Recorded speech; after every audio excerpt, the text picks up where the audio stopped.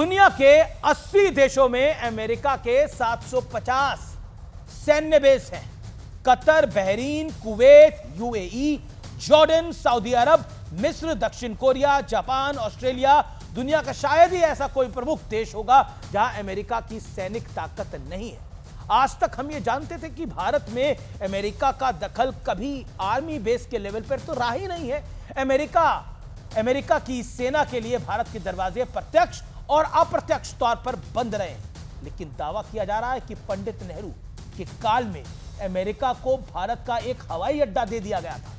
यह दावा बीजेपी के सांसद निशिकांत दुबे ने कागज के साथ किया है। उन्होंने एक्स पर एक दस्तावेज शेयर किया है जो सनसनीखेज है। उसमें लिखा है कि अप्रैल 1963 में अमेरिका ने पहली बार आधिकारिक तौर पर एक बेस के लिए रिक्वेस्ट की। इसके बाद जून 1963 को अमेरिका के राष्ट्रपति जॉन एफ कैनेडी ने भारत के राष्ट्रपति सर्वपल्ली राधाकृष्णन से मुलाकात के दौरान बेस की बात दोहराई।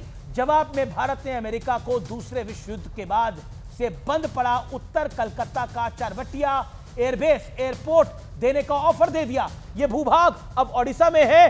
दावा किया गया है कि अमेरिकी विमानों ने 29 सितंबर से 10 नवंबर 1963 तक तिब्बत के ऊपर एक दो नहीं कई बार सॉटीज उड़ाई। इसके अलावा नक्शा बनाने के लिए थाईलैंड के बॉर्डर की तस्वीरें भी ली गई। हालांकि इन दस्तावेजों में इस बात का जिक्र नहीं है कि अमेरिका ने उस एयरबेस का कब तक और किस हद तक इस्तेमाल किया और फिर क्यों छोड़ा। निशिकांत दुबे ने एक्स पर खुलासा किया है कि राहुल गांधी और कांग्रेस के परिवार ने अमेरिका के सामने सरेंडर किया। नेहरू जी ने 1963 में हमारे ओडिशा का चारवटिया एयरपोर्ट अमेरिका को दे दिया।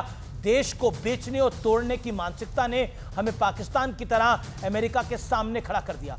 निशिकांत दुबे के इन दावों में कितनी सच्चाई है, इसके बारे में तो या तो कांग्रेस या खुद गांधी परिवार ही बता सकता है या फिर खुद अमेरिका।